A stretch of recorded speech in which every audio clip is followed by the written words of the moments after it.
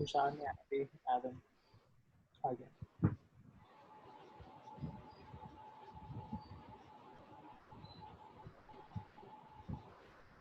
तुषार आप कुछ बोल रहे थे?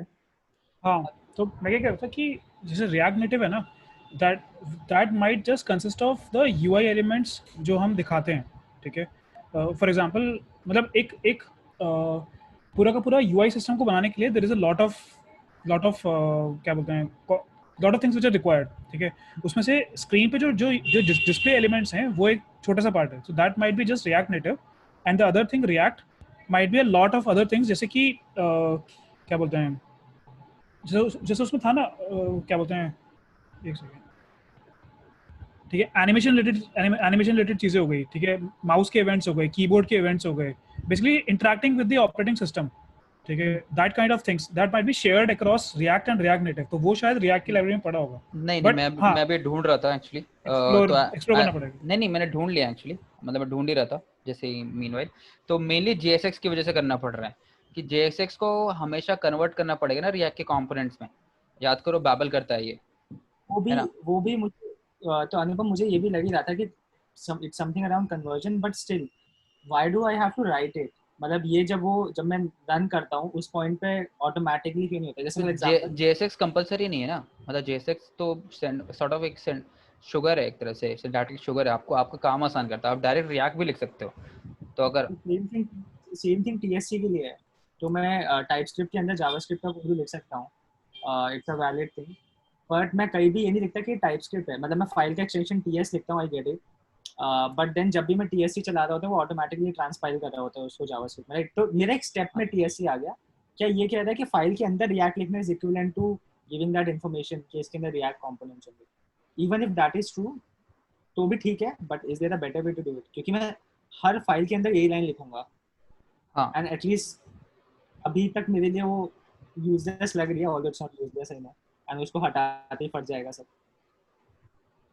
तो तो बस जो वही था। मतलब वो कन्वर्जन के टाइम पे मतलब बैबल खुद डाल दे। हाँ, तो कोई हाँ अच्छा हाँ तरीका है क्या? बैबल डालेगा ना, बैबल को चेंज करना पड़ेगा। मेनली बैबल जो JSX को कन्वर्ट कर रही है रिएक्ट के कंपोनेंट में, और हम JSX यूज कर रहे हैं अपनी फाइल में, इसलिए लिखना पड़ रहा है हमें। अभी तक तो इतना ही पता चला है आप जो पढ़ के। ठीक है, ठीक है। थोड़ा सा मतलब मेरे को वही देखना है, can you optimise it, can I हम अवॉइड नहीं, writing it by writing it somewhere else? मतलब कि मैंने एक जगह यहाँ लिख दिया, वो हर जगह कुछ कॉपी हो जाता है, समथिंग लाइक दैट। तो बैबल कर रहे हैं ना, बैबल कर रहे हैं, हम नहीं कर रहे हैं। मतलब हम जहाँ कोड लिख रहे हैं हम नहीं एक्सेस नहीं, जैसे एग्जांपल जैसे package.json कैसे काम करता है ये तुम चेंज नहीं करते, जो हम मेन कोर रेपो में जहाँ पर वहाँ चेंज करोगे तब वो मैकेनिज्म चेंज होगा, सिमिलर लाइक दैट। तो बैबल जब कर देगा तो मेरे हिसाब से हमें नहीं करना पड़ेगा। तो ये आर्टिकल पढ़ना है, जो सिंपल सेम जो क्वेश्चन पूछा था ये क्वेश्चन लोगों ने पूछ रखा है कि ये फंक्शनल कंपोनेंट यूज क्यों करना है। उसमें यही कहता है कि ये कहता है रिएक्ट डॉट क्रिएट एलिमेंट जब भी कॉल हो रहा है ना, इसके वजह से हमें करना पड़ रहा है, क्योंकि JSX जो कोड हमने लिखा हुआ है वो क्रिएट एलिमेंट का फंक्शन कॉल हो रहा है इंटरनली, और उसमें JSX से वैल्यूज उठा के दे के रिएक्ट कंपोनेंट बन रहा है। ये बैबल करना है, इस वजह से डालना पड़ अच्छा, रहा तो अगर रिएक्ट के फंक्शन यूज करना डायरेक्ट स्टार्ट कर दूंगा तो मुझे रिएक्ट लिखने की जरूरत नहीं है फिर? है। ये अभी ये पता नहीं है, मतलब होना तो नहीं नहीं चाहिए, नहीं, एक नहीं, सेकंड, वो पढ़े की जरूरत लेकिन कंपाइल कैसे पड़ेगी होगा जरूरत मेरे को लगता है। उसके बिना मेरे को लगता कंपाइल है कैसे होगा? मेरे को लगता है रिएक्ट नेटिव खुद इंटरनली भी रिएक्ट यूज करता होगा उसके नहीं कंपोनेंट। सारांश, मैं बताता हूँ, आई विल करेक्ट इट। मैं बताता हूँ मेरे हिसाब से क्या हो रहा होगा। वो अगर आप वहाँ पे रिएक्ट को इंपोर्ट कर लो और रिएक्ट डॉट क्रिएट एलिमेंट लिखने लगोगे, तो जो दिख रहा है वो हमें सही भी लगेगा और चलेगा भी। अभी बस वो यही बोल रहे हैं कि रिएक्ट डॉट क्रिएट एलिमेंट नहीं लिख रहे हो, बट वो एक्चुअली कन्वर्ट हो जाता है, इसलिए वो लाइन हमें लिखनी पड़ती है। बट रियलिटी इज, एज वो वीडियो में भी बोल रहे थे स्टीफन, कि अगर आप रिएक्ट डॉट क्रिएट एलिमेंट लिखना चाहो तो लिख सकते हो, but then again React dot create element लिखना होगा तो ऊपर रिएक्ट को इंपोर्ट तो करना ही पड़ेगा। इट्स जस्ट दैट कि हम वो लाइन नहीं लिख रहे हैं, but we can't avoid importing a library, हाँ तो वो क्योंकि वो क्योंकि लाइन अल्टीमेटली चाहिए ही चाहिए ही चाहिए। हाँ, तो इस लाइक कि हाँ, जैसे हमारी एक्टिविटी हो गई, भले आप एक्टिविटी नहीं लिख रहे हो उस अभी उसमें किसी एक बीच में मिडिल वेयर कर रहा है, लेकिन लिखना तो पड़ेगा ही आपको। This is nice. ठीक है, तो ये मैं अपने उसमें भी डाल दे रहा हूँ नोट्स में। सही है। Good. और कोई क्वेश्चंस? अभी बेसिक कोर्स स्टार्ट ही हुआ है, तो it's better to brainstorm simple चीज़ें जो भी समझ में नहीं आती हैं। जैसे आई विल टेल यू, जब मैं एक ट्रैकर बना रहा था तो देन मुझे ये सब अच्छे से क्लियर हुआ था। और जावास्क्रिप्ट के कोर्स में भी है, बाबेल वेबपैक कैसे काम करता है, अलग अलग bundle.js कैसे बनती है। इस वाले केसेस में वैसा कुछ नहीं है। तो ऐसे क्वेश्चन सिंपल आते हैं सबको, बहुत सारे। तो ऐसा कोई भी क्वेश्चन हो, जैसे मुझे तब उससे पहले पता नहीं था कि अच्छा ये मैंने फाइल बना दी, इंपोर्ट कर दी, लेकिन रन नहीं हो रही, क्यों? क्योंकि मैंने वेबपैक ही नहीं डाला था। मैं बोला था चल जाए। तो एक ऐसे था क्वेश्चन मतलब कि अ, जैसे हम जो रीयूजेबल कंपोनेंट्स बनाएंगे तो जो नेविगेशन वाला है वो अब जैसे दो टाइप के कंपोनेंट्स बनते हैं। एक हमारे जो स्क्रीन कंपोनेंट्स जो हम app.js में डालते हैं, और एक रीयूजेबल कंपोनेंट्स। अब मुझे अगर रीयूजेबल कंपोनेंट से नेविगेट करना है तो इसका बेस्ट तरीका क्या होगा कि मैं प्रॉप्स पास कर दूं चाइल्ड को, या फिर चाइल्ड से कॉल बैक लूँ और फिर पेरेंट को बोलूँ नेविगेट करें? दोनों में से दोनों कर सकते हैं, दोनों में से कोई भी कर सकते हैं।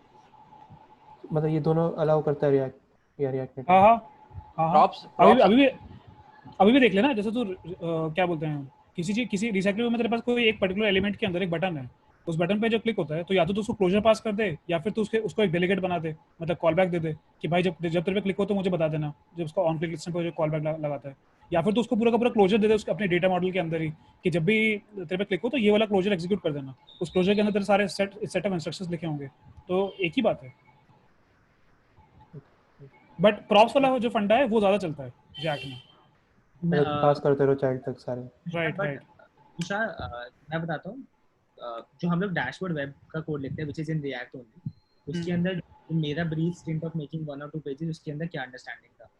तो व्हाट दे से इज कि पूरा स्टेट के ऊपर चल रहा है, ठीक है। ऑफिशियली ऐसा नहीं है डायरेक्टली सपोर्ट होता है, एपीआई का रिस्पॉन्स आना और उससे कोई चीज एडिट हो जाना। For example I have to edit something और एपीआई के रिस्पॉन्स की वैल्यू चेंज हो जाएगी, ठीक है। तो वो ये बोलते हैं कि it only deals in states and props, जो उसके पास प्रॉप्स पड़े हैं, जो उसके पास अभी करंट डेटा स्टेट पड़ी है वो, तो it can only B change. तो वो वहां पर भी I saw the concept of call back. Basically जब भी मतलब वहां पे ऐसे नहीं लिखा होता, जैसे हमारे बैकएंड में कोड लिखा होता है ना, डॉट देन इसके बाद ये करना, राइट। हम लोग बोलते हैं ना देन के बाद रुक जाएगा कोड, उसके बाद ये होगा। उसमें ये सब चीजें सपोर्टेड तो है नहीं रिएक्ट के अंदर। So what they do is उसके अंदर ना कुछ ऐसा किसी ने समझाया था, ऑफ कोर्स कोर्स के later we can see if that is true और नॉट, कि आपके पास नई स्टेट आ गई और आपके पास पुरानी नई स्टेट आपको मान लो किसी पॉइंट पे आ गई और आपके पास पुरानी स्टेट है, तो then it sort of gets the delta कि अच्छा ये नया ये पुराना है, एंड जो डेल्टा होता है उसको अपडेट कर देता है। तो एग्जैक्टली। हाँ, तो this is how at least dashboard web का कोड हैज बीन रिटन। अब वो हाँ, इंटरनली कैसे सारे यूआई सिस्टम्स एक्चुअली इसी अप्रोच की तरफ मूव कर रहे हैं, because this is easier for everyone to implement. Even Flutter में भी और इवन स्विफ्ट यूआई कंपोज सब ऐसे ही बन रहे हैं, मतलब एंड्रॉइड में आईओएस में जितने बन रहे हैं not sure सब। it's easy for everyone to implement, because for someone like me who has been in the line of await dot then कि रुक जा यहाँ पे कुछ आ जाएगा इसके बाद मैं ये करूँगा, this was counterintuitive कि भाई जब आ जाएगा तब हो जाएगा, राइट। ऐसा तो सोचा ही नहीं था कभी लाइफ में। हाँ, तो यूआई सिस्टम थोड़े से मतलब, हाँ मैं समझ पा रहा हूँ प्रॉब्लम, पता नहीं इसको एक्सप्लेन कैसे करें। लेकिन यूआई सिस्टम में जो तुम्हें प्रॉब्लम है, यूआई सिस्टम रुकता नहीं ना, क्योंकि डेटा हमारे पास आ चुकी होती है, उसको रेंडर कैसे करना है वो सॉर्ट ऑफ अब आप चूज करते हो। तो कोई वेट नहीं करना होता है, मतलब आप वेट सॉर्ट ऑफ सीरियलाइज कर रहे होते हो, आप वेट नहीं कर रहे होते कि ये करो फिर ये करो ये करो ये करो, रादर देन कि ये कर लो फिर ये करना, मतलब वेट नहीं करना पड़ता हमें सॉर्ट ऑफ। तो that was something new for me जब थोड़ा सा रिएक्ट देखा था। बट अल्टीमेटली जो आप फंडे डिस्कस कर रहे हो वही हो रहा है। एंड अगर देखना भी है वो इतना सिंपल है, आज की वीडियो देख के मुझे समझ आ गया कि now you can actually see dashboard web का कोड। वो यही सब चीजें हो गई थी उसके अंदर। कंपोनेंट्स का फोल्डर था, एसेट्स का फोल्डर था, एक app.js था। Now you can open that repo जिसपे ये होम स्क्रीन का फैंसी डैशबोर्ड बनाया है पास में। नहीं वो भी अच्छा है, उसको भी मेरे उसमें मैंने थोड़े बहुत एडिशन किए, ज़्यादा नहीं किए। मैंने बस एक आध स्टैटिक कंपोनेंट्स को कॉपी पेस्ट करके डाला है, तो वो इजीली है। उसमें भी कंपोनेंट बने हुए हैं, आप जाओ जहाँ रजिस्टर करना है वो रजिस्टर कर दो, खत्म, काम खत्म। और अभी assumption है, एक correct me if I am wrong, कि अभी तो हम बेसिकली रिएक्ट सीख रहे हैं, React Native basically how we interact with apps, और वो सारे सिग्नल्स जो आप लोगों ने शायद इंटीग्रेट भी किए हैं ओवर टाइम। वो बहुत में आ जाएगा। पहले बेसिक डेवलपमेंट सीखते हैं, प्रोजेक्ट्स बनाते हैं छोटे छोटे। क्या चीज जो इसमें एक टॉपिक के अंदर टाइटल में हुक्स लिखा हुआ है, you will learn hooks as well, is that what it's called, जो आप लोग इंटीग्रेट करते हो एप्स के साथ? नहीं, ब्रिजिंग होती है, ब्रिजिंग है, ब्रिजिंग होती है। अच्छा उसमें bridging between JS and native जो भी काम करना है that is why bridging. Bridging ठीक बोलते है, हैं ठीक उसको। है, makes sense। उसका भी वॉक थ्रू करेंगे, पर जो अल्टीमेटली आ जाएंगे बहुत लेटर पार्ट में वो। अभी लेट्स पता नहीं गो इस थ्रू। पता नहीं इस कोर्स में ब्रिजिंग के बारे में है भी कि नहीं वो मेरे को पता नहीं नहीं। लगता है, मेरे को तो नहीं लगता है। हाँ मुझे भी लग रहा है कि इसमें मुझे नहीं है मुझे ब्रिजिंग के बारे पता में। है कि इसमें Anupam react is I think only the first 20 sections, उसके बाद कुछ और है, वो कुछ और मुझे नहीं पता क्या है, you guys can understand better.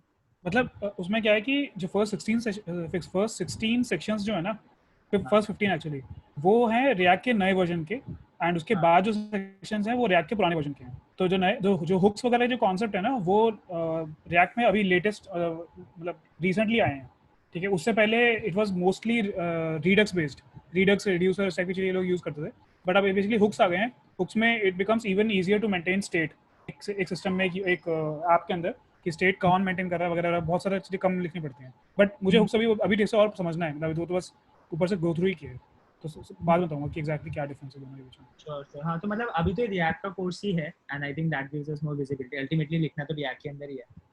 I am wondering editing वगैरह का कितना ज्यादा सिग्निफिकेंस होता होगा, सिग्निफिकेंस तो है ही सॉरी, बट वो कितना हार्ड टू लर्न है कंपेयर टू लेट्स से learning the whole new thing जो रिएक्ट है हम सबके लिए नया है। रिएक्ट भी मतलब काफी मतलब सिमिलरिटी है, उसमें भी कंपोनेंट्स क्लासेस यही कॉन्सेप्ट है। मतलब और मेरे को तो जावा रिएक्ट उल्टा जावा से काफी क्लोज है।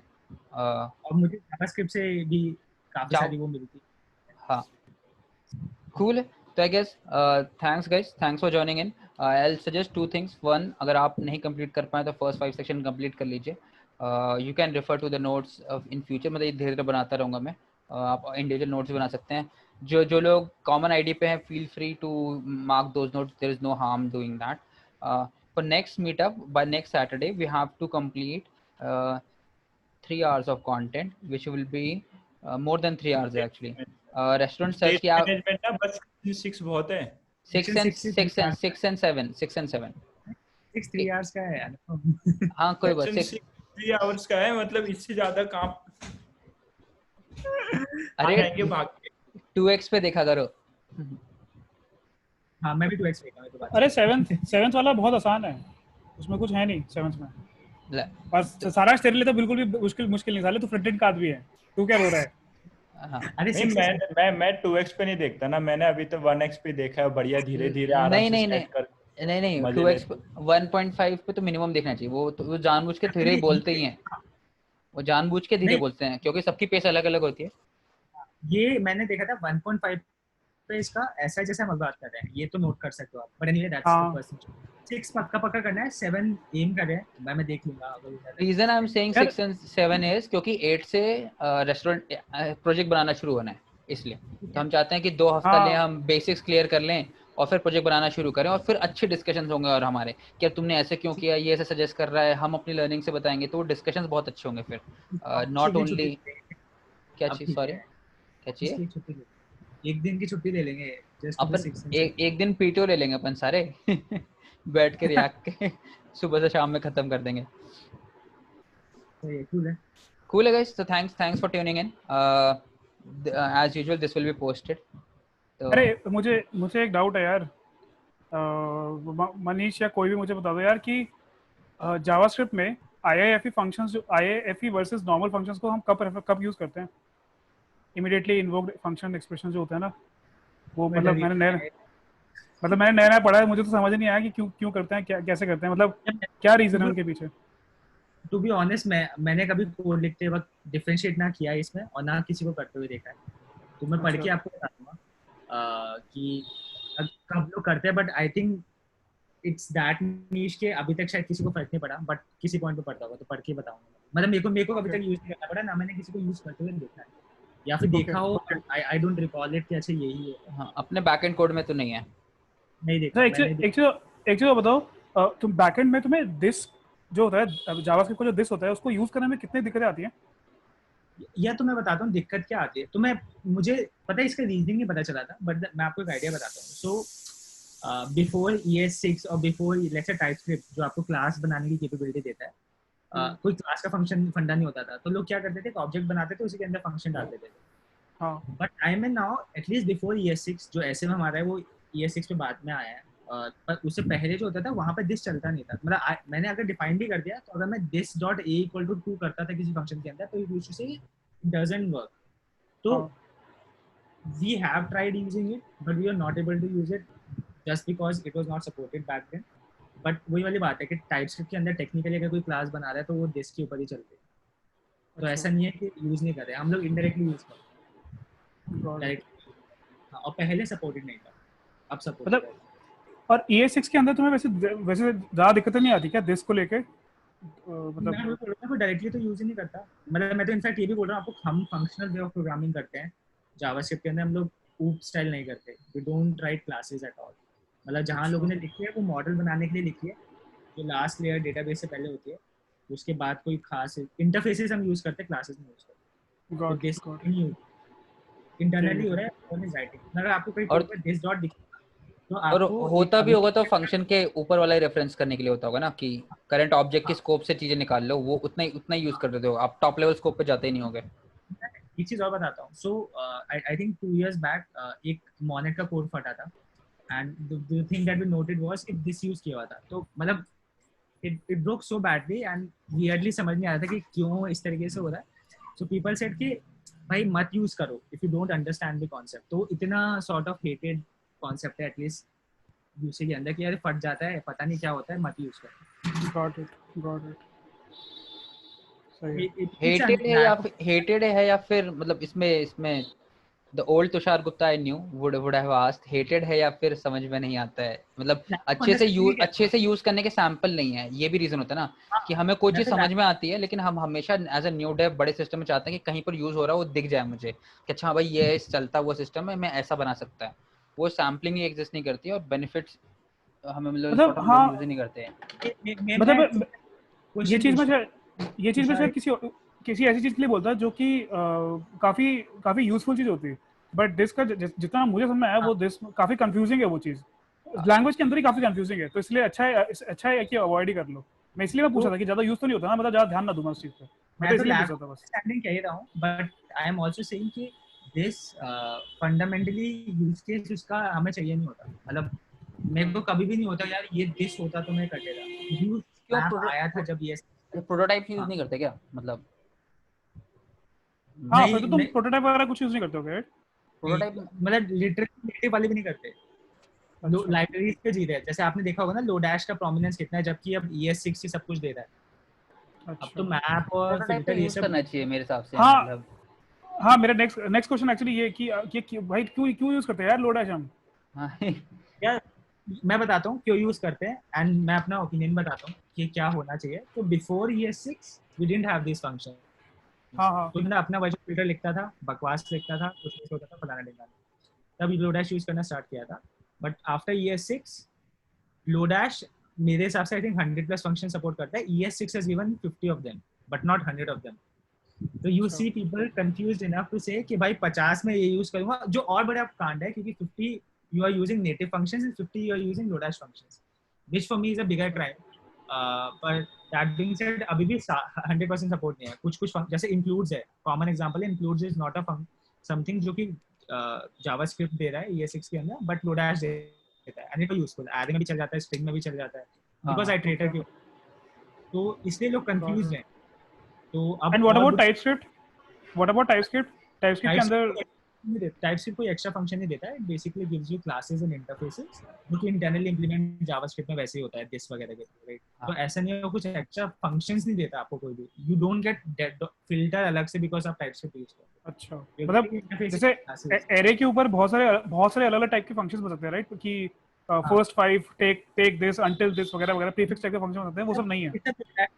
हाँ, ये सब लोडैश ने बनाया है. वो TypeScript को कोई फर्क नहीं पड़ता बिकॉज़ TypeScript का पर्पस ही नहीं था. उसको ये सॉल्व नहीं करना था, उसको तो बस चीजों को टाइप करना था. तो उसके अकॉर्डिंगली मॉडल थी वो करते. जावास्क्रिप्ट के एरे से जितना फर्जी मैंने कुछ नहीं देखा. कुछ भी डाल दो उसमें सब चल जाता है यार. तुम उसमें एक ऑब्जेक्ट डाल दो, स्ट्रिंग डाल दो, इंट डाल दो, कोई मतलब नहीं उसे. अरे और इसमें रिटर्न टाइप भी तो नहीं होते ना, कोई फंक्शन के फंक्शन लिखो उसमें रिटर्न लिख दो और बस हो गया काम. इसलिए TypeScript यूज किया था. टाइप में पता नहीं जैसे मैं अभी दिखाऊंगा, मतलब मेरी लाइब्रेरी कंप्लीट हो गई है तो टाइपस्क्रिप्ट में लिखी थी वो. पहले मैं जावास्क्रिप्ट पे लिखा था. मैं लाइब्रेरी के अंदर 2 फाइल्स हैं उसमें, 2 या 3 फाइल्स हैं. लाइब्रेरी सच कोई बड़ी नहीं है. तो उसकी अच्छी लर्निंग्स थी यही वाली कि नए नए फंक्शंस नहीं है उसमें। मैप बहुत अच्छा, मैप तो बहुत इंट्यूटिव एक्चुअली। तुम जब टाइपस्क्रिप्ट में लिखोगे ना, तुम मैप लिखोगे, न्यू मैप, उसके अंदर जैसे अपन ब्रैकेट बनाते हैं तो टाइप देते हैं ना कि स्ट्रिंग लिखा, बगल में आपने लेट्स से एक क्लास देने तो क्लास लिखा, तो लिखोगे तो समझ में आता है। जावास्क्रिप्ट में आप लिख दो, कुछ भी लिख दो, कहीं कुछ भी डाल दो, मेरे को समझ में नहीं आ रहा, बगा करे ऐसे लिख दो, मैंने कहा मेरे को नहीं समझ आ, नहीं आ ही नहीं रहा, मुझे आ ही नहीं रहा।